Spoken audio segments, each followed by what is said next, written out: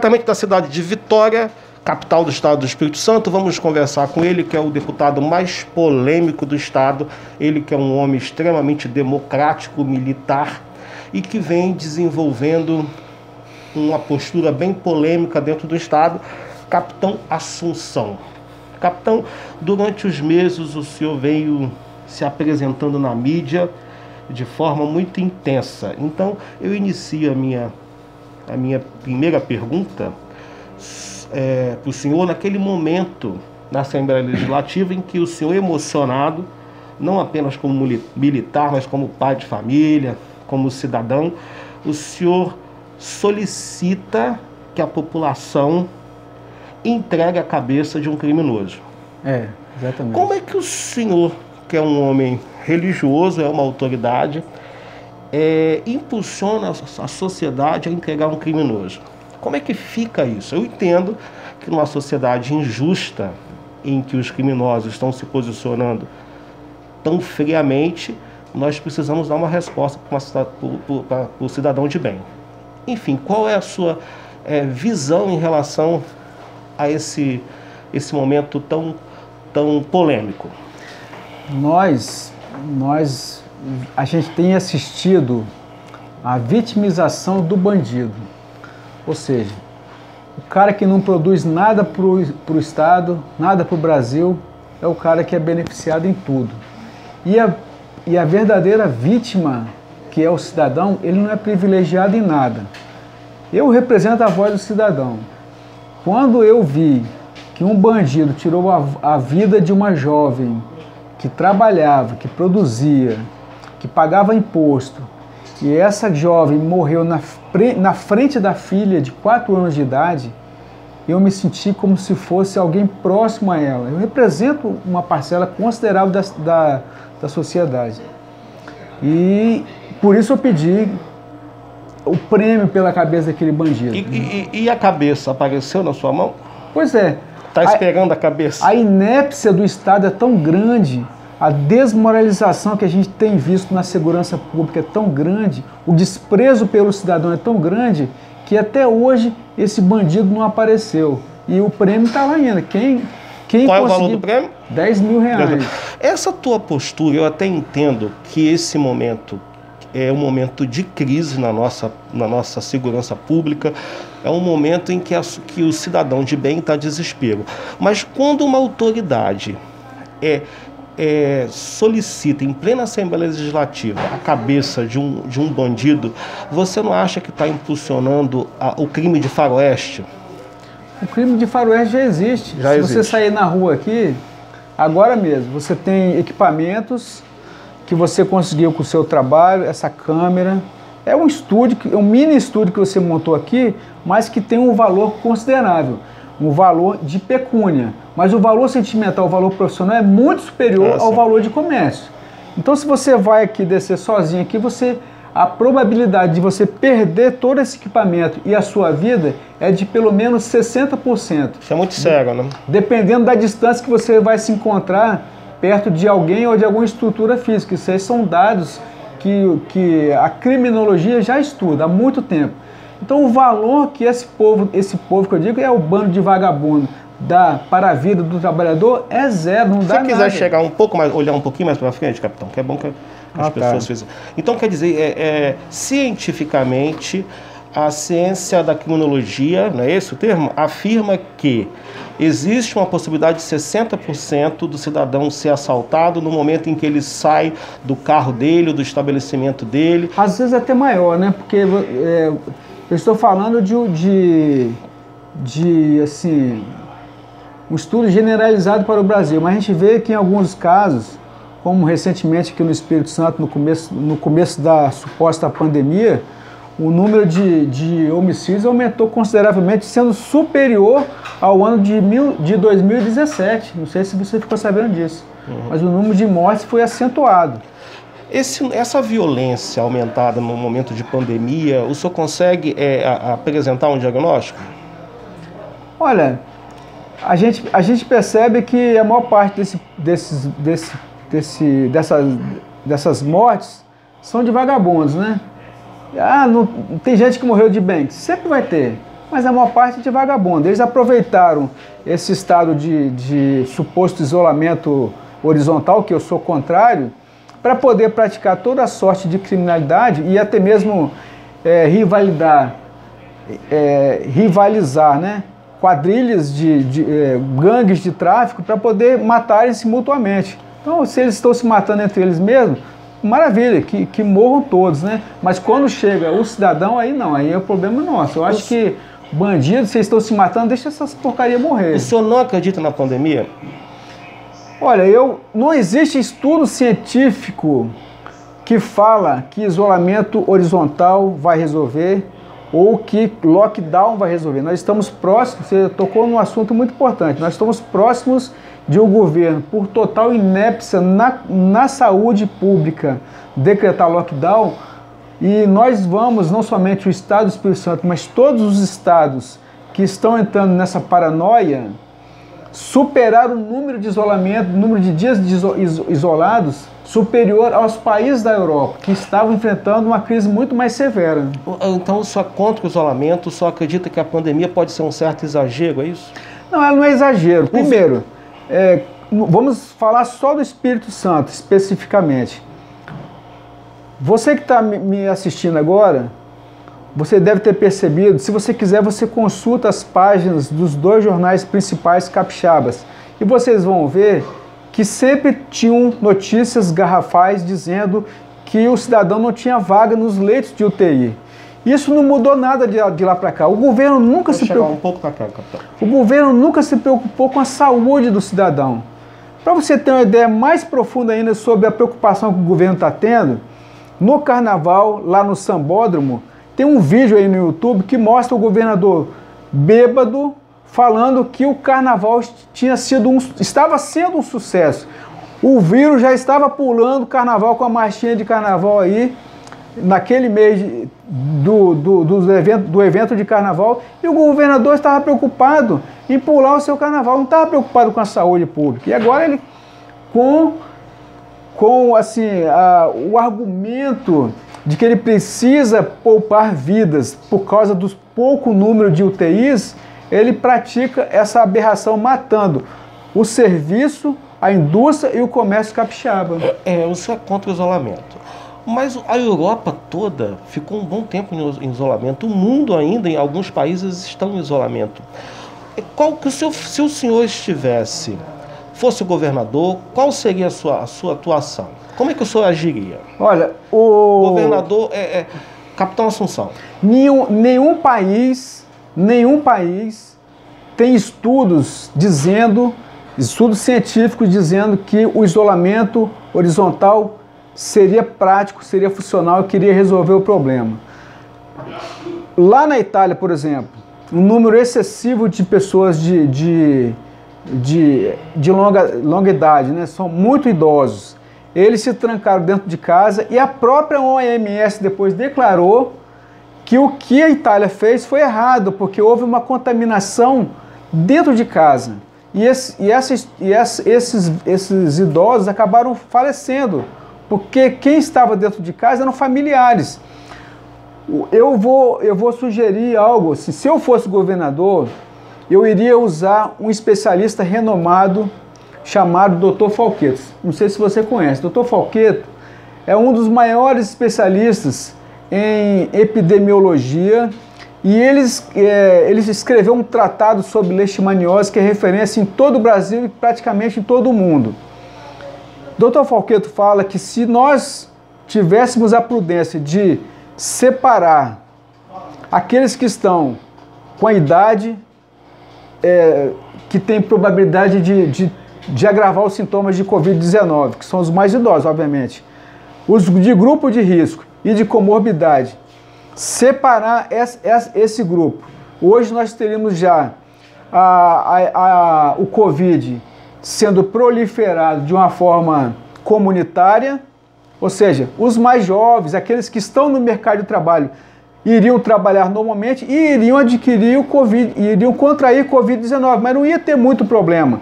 E aqueles que estão nessa faixa mais grave não teriam o problema de perder a vida, até que lá na frente se conseguisse uma solução melhor, viável. Aí ainda sugere mais ainda, ele falando, eu achei aquilo formidável. Não tem a indústria do turismo que está parada, o governo poderia alocar um espaço, separar no grupo de servidores da saúde para tratar desse pessoal de mais idade, comorbidade e doenças de risco. Você não acha que, por exemplo, o vírus ele é uma coisa nova, né? Nós sabemos pouco sobre ele. Ele sabe muito mais sobre a população do que a gente sobre ele. Você não acha que o governador agiu corretamente em fazer o isolamento, já que ele não tinha outras respostas? Você não acha que foi adequado o isolamento justamente pelo fato de saber que a nossa saúde pública, não só no Espírito Santo, mas no país, ela é fragilizada? E sendo que essa resposta do isolamento é feita pela Organização Mundial de Saúde e que países da Europa utilizaram, mesmo que você venha com essa informação dizendo que o isolamento na Itália não foi 100% eficaz, e não foi mesmo, que teve um número de mortes muito elevados. Acentuado. A OMS entrou em contradição, não sei se você tem essa informação, mas recentemente, se vocês quiserem consultar no Google, a OMS declarou no seu órgão lá, na página da Organização Mundial de Saúde, dizendo que o melhor país que se adequou diante de uma pandemia foi a Suécia, que não praticou o isolamento horizontal e não fechou as atividades econômicas. O país continuou funcionando normalmente, obviamente respeitando as orientações sanitárias locais, não se guiando pela Organização Mundial de Saúde, mas se guiando pelos ensinamentos é como se fosse o Ministério da Saúde lá da Suécia, seguindo aquelas recomendações de afastamento, entrar nos estabelecimentos assim, na quantidade mais reduzida, circular de máscara. Todas essas coisas eles fizeram e acabaram que houve uma contaminação, por exemplo, comunitária e resolveram o problema. Em estados como, por exemplo, o Amazonas, não houve o isolamento imediato. Então, quer dizer, o número hoje é assustador lá. Quer dizer, eles não tiveram nenhum projeto inicial para conter a epidemia. E hoje nós temos esse resultado. Não teve nenhum projeto e também não teve isolamento. Então, na sua opinião, houve uma falha pelo isolamento ou pelo uma falha de projeto? Eu chamo de inépcia administrativa. Nesse caso que você falou, lá no estado do Amazonas, existe é como se fosse um plano de saúde. É uma rede hospitalar particular chamada SAMEL. O número de mortos, o número de pessoas curadas e assim, esses dois itens aí, nessa unidade hospitalar, lá no estado do Amazonas, o número de mortes é muito baixo e o número de salvos é muito amplo. E eles declararam nos vídeos que está no YouTube, eles falam, hoje tem tantos mortos, hoje curou tantos. Eles informaram o que eles estavam fazendo e entregaram todo aquele know-how para que a saúde pública tivesse acesso. Se o governador do estado do Amazonas, se o prefeito de Manaus fossem pessoas humildes e estivessem preocupados com a vida, teriam tido a prudência de procurar essas pessoas da SAMEL, não estou aqui defendendo aquela unidade hospitalar que eu nem conheço pelo YouTube e das literaturas que eles apresentaram, e pegariam aqueles protocolos e buscariam saber por que eles estavam tendo resultados positivos, lutando contra o Covid e dando respostas boas para eles, para os pacientes. Eu tenho circulado, algumas pessoas elas apresentam a seguinte informação: eu tenho muito medo de ir ao hospital com qualquer gripe, com qualquer dor de dente, que eu tenho medo de ser morto, eu tenho medo de ser entubado para aumentar a estatística. Também tenho visto isso. O que você acha? Você acha que isso é um exagero? Será que isso é um jogo político? A pandemia ela realmente virou um jogo político entre esquerda e direita.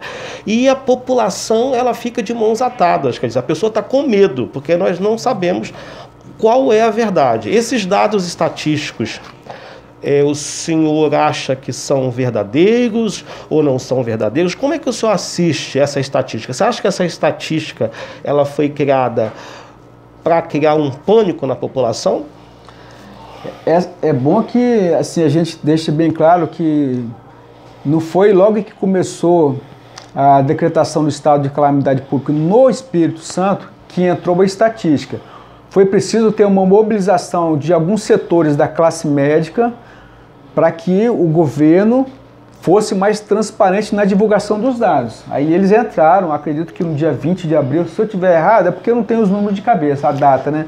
Aí sim, eles entraram com esses dados que nós já assim, precisamos descobrir como que essas estatísticas estão sendo produzidas. Há informações de que vítimas que contraíram o coronavírus e fizeram um teste não são do estado do Espírito Santo, como Rio, Minas, Bahia e São Paulo. Esses dados estão sendo computados para cá. Eu quero deixar claro aqui, capitão, que eu não estou fazendo nenhuma acusação da classe médica capixaba ou brasileira.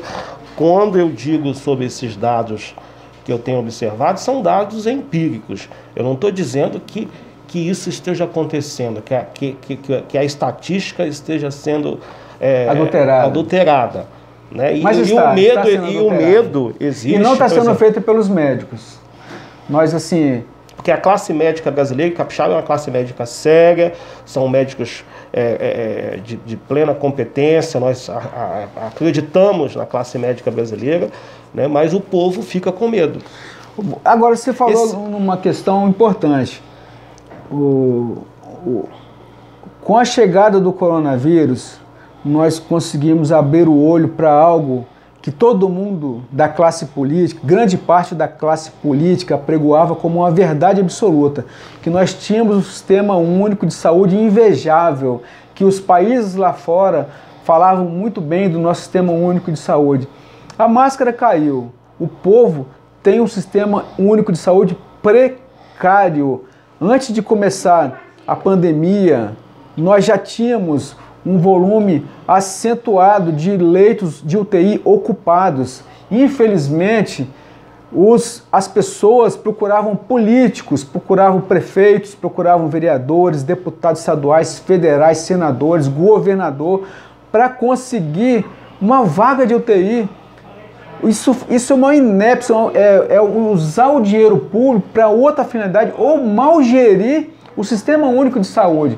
O principal erro que está acontecendo hoje, e você falou com muita primazia, o que você vê na rua, eu também vejo, é que o cidadão está com medo de ir para o hospital. Porque, na verdade, quando você tem o primeiro sinal, o primeiro sintoma, você tem que procurar uma unidade básica de saúde. Mas a unidade básica de saúde, muitos profissionais não querem discriminar ou passar na receita um remédio que está funcionando em muitos locais. A gente vai lá em Floriano, está aí no jornal, está na internet. Floriano resolveu o problema aplicando a hidroxicloroquina, azitromicina e zinco, mas muitos não querem receitar. O senhor, obviamente, apoia o nosso presidente da República, Jair Bolsonaro, que tem sido muito mal interpretado pela mídia brasileira. Algumas falas dele que ele mesmo disse que a imprensa acaba aborrecendo ele acaba dizendo coisa que não deveria falar. E algumas falas, o jornalista perguntou, morreram não sei quantas pessoas, e daí, eu sou Jair, eu sou Messias, mas eu não faço milagre. Como que o senhor assiste? Você acha que isso é uma ironia, é um aborrecimento, é uma falta de descontrole do nosso presidente? O cara está tão aborrecido que acaba falando isso? É um excesso de sinceridade, é uma falta de controle de todo esse aborrecimento que tem vivenciado. Você acha que algumas falas dele deveriam ser mais controladas para não criar esse tumulto, uma oposição contra ele mesmo? Naquele momento ele estava falando porque o STF tinha definido uma posição que ele chamava para si. O STF definiu que a responsabilidade para fechar comércio, para matar a sociedade dentro de casa, era dos governos estaduais e prefeitos. Uhum. Então, o que ele falou? Porque ele fala de uma forma que o brasileiro sente na hora. Eu gosto... Ele acaba sendo popular, ele vai dizer aquilo que o povo entende. Ele tenta utilizar essas verbalizações para se aproximar mais da população. Da linguagem do povo, né? Porque ele estava revoltado, porque ele percebeu que diante da politização do coronavírus, muitos governos, quase 20 ou 20 governos estaduais, eles preferiram não aceitar a recomendação de usar a cloroquina, a hidroxicloroquina, a azitromicina e zinco nos primeiros sinais, para justamente politizar a doença. Porque, vejam só, se o governo estadual ele entra em estado de calamidade pública, ele não precisa dar satisfação para ninguém, para as compras e para os contratos que ele vai fazer. E a oportunidade de eles usarem esses momentos de agonia do povo para poder fazerem compras muito superiores, com valores absurdos. É o que aconteceu no Rio de Janeiro, está acontecendo no Rio de Janeiro. Aqui também está acontecendo. Isso é o senhor que está falando, porque até agora não foi nada divulgado ainda. Eu vou lhe dar um exemplo do que o governo socialista capixaba voltou atrás. Quando eu vi no Diário Oficial que ele ia alugar cada tenda, essa tenda que você usa para passar o final de ano na praia, para assar um churrasco com a sua família, ele ia alugar cada tenda por R$20 mil. Essa tenda ia servir para quê? Essa tenda ela seria um suporte para equipes de saúde abordarem veículos e passantes para medir a temperatura, dar indicação. Quanto? Qual seria o valor? Cada tenda ele ia alugar por mês por R$20 mil. E nós, numa consulta assim rápida, eu gosto de fazer consulta como brasileiro. Chega um pouquinho mais para cá para se enquadrar. Como o brasileiro gosta de fazer, falar e consulta na internet. Como nós consultamos no Mercado Livre, essa tenda estava no valor, não era para alugar não, era para comprar, R$5 mil. Aí nós denunciamos e fizemos também, ao mesmo tempo que nós entregamos ao Ministério de Contas, Ministério Público de Contas, Ministério Público Estadual, Federal, AGU e Polícia Federal através do Ministério da Justiça, ele recuou na outra semana e ele refez esse contrato, né, e já caiu para R$8 mil. Mas qual é a diferença dessa nova tenda? Mas aí ele caiu, fez o contrato, fez o Além disso, o primeiro contrato era uma tenda seca que custaria R$20 mil por mês. A outra tenda com valor de R$8 mil, ela já veio completa, com toda a estrutura para os profissionais de saúde e segurança e atendimento aos motoristas e passantes que estiverem se deslocando para aquele local naquele momento. O senhor faz uma oposição grave ao governador do estado do Espírito Santo. Alguns vídeos são postados na internet de forma inflamada. Essa oposição, ela nasce simplesmente pelo fato dele ser socialista, como o senhor disse, ou pelo fato de ter tentado alugar essas tendas? Não, são muitas as denúncias. Quais seriam, além dessas tendas, quais... Lembrando que é o senhor que está fazendo a denúncia, né? Nós estamos aqui de forma imparcial. O governador Renato Casagrande, que é uma pessoa que eu considero muito, o canal está disponível também para o senhor, melhoras para o senhor, para a sua esposa. Eu espero que o senhor continue fazendo um bom trabalho dentro do estado do Espírito Santo e que haja uma boa relação entre o capitão Assunção, que é uma grande autoridade, um homem sincero, um homem trabalhador, um homem que recebe a gente, e que ambas as partes possam se unir pelo principal, que é a soberania do povo capixaba. Mas pode continuar, capitão. Primeiro, eu vou fazer a última parte sua, eu vou desconsiderar, porque eu não vou me unir com alguém que quer fazer esses contratos nesse momento de desespero, né? E não é... Você tem que se despir desse oportunismo e tentar fazer compras e contratos com os valores mais baixos que você puder. Porque na licitação, você até teria desculpa de comprar coisas muito caras, né? Mas não, quando você tem a oportunidade de dispensar a licitação, cria-se uma grande oportunidade. Vai se mascarar. Você acredita que o maior problema, a maior briga dentro do Brasil hoje, não é pela pandemia, não é pelo isolamento, é pelo fato do presidente da República estar de olho nos gastos? O governo federal não está querendo passar dinheiro porque o pessoal não tem que comprar, não tem que comprovar nada. É mais ou menos, comprou e não tem nota fiscal, sendo mais popular. É mais ou menos isso? Como o governo Bolsonaro não fez um governo de coalizão, ou seja, aquele toma lá da cá, todos eles ficaram na abstinência. Então, eu como policial militar, eu sei o que é tirar um drogado, tirar a droga daquele drogado. ele entra na abstinência, então ele fica desesperado. A oportunidade surgiu e eles ficaram malucos. Não contavam que nós estamos de olho em qualquer compra ou contrato. Hoje a gente se debruça mais nitidamente em cada diário oficial que é publicado. Tanto que o governo do estado está reformulando o site do Diário Oficial, tornando ao cidadão mais difícil descobrir se tem fraude ou não. Então, qual é a lisura que tem por trás disso? Não esquecendo que você ainda tinha me feito a pergunta sobre outros contratos que a gente teria denunciado. Você sabia que aqui no estado do Espírito Santo tem respiradores? Uma fábrica de respiradores? Não sabia. Está no município de Serra. Então, ao invés de ele ficar buscando respiradores de quem altos, é essa fábrica? Eu não conheço. Eu Fica sei no município de Serra. Município de Serra. Assim, eu sei que assim, existe a fábrica e ele poderia fazer preços mais módicos.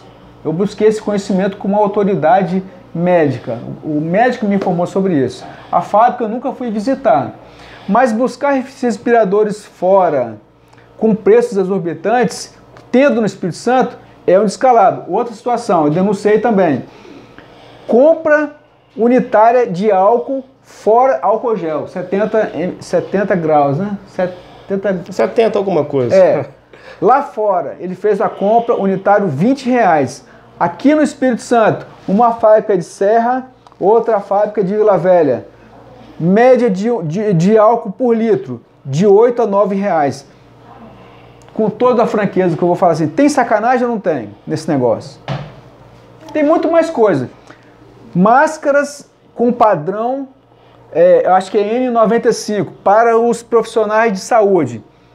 Pergunte aos profissionais de saúde se essas máscaras foram adquiridas pelo governo do estado e verifique as camadas de proteção que ela tem o desde ter. Invariavelmente, elas não vão ter as camadas de proteção como as de N95 padrão e metro. Não tem.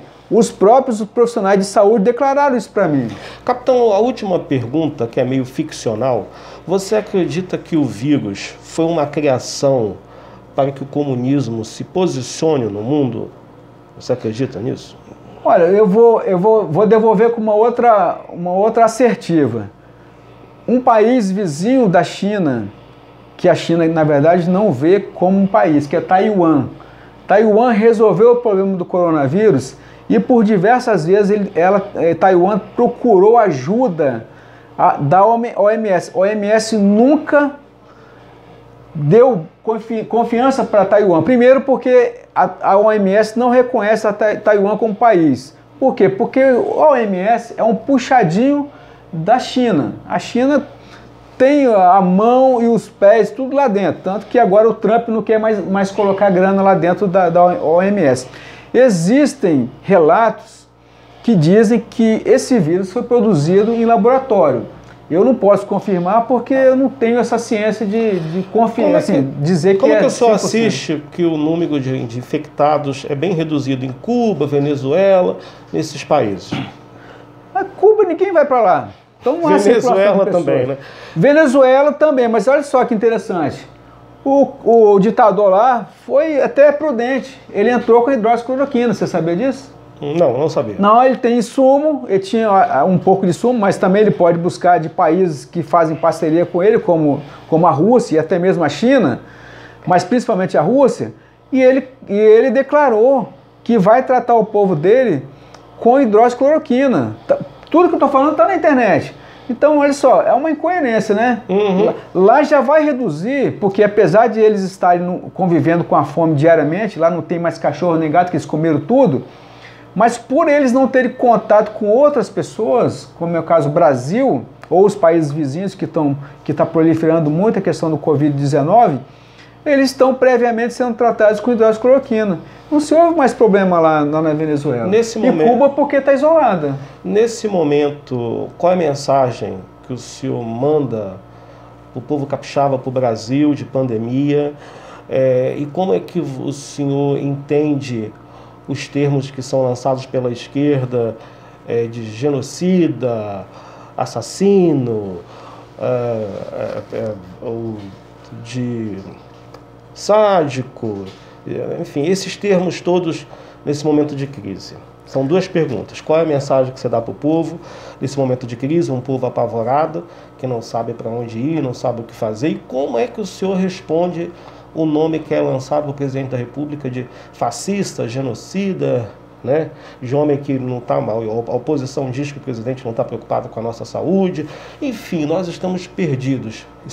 Escândalos de corrupção de governos que estão do Rio de Janeiro, por exemplo, principalmente do Rio de Janeiro. Que Mais estão... 7 governadores. Quer dizer, é um momento...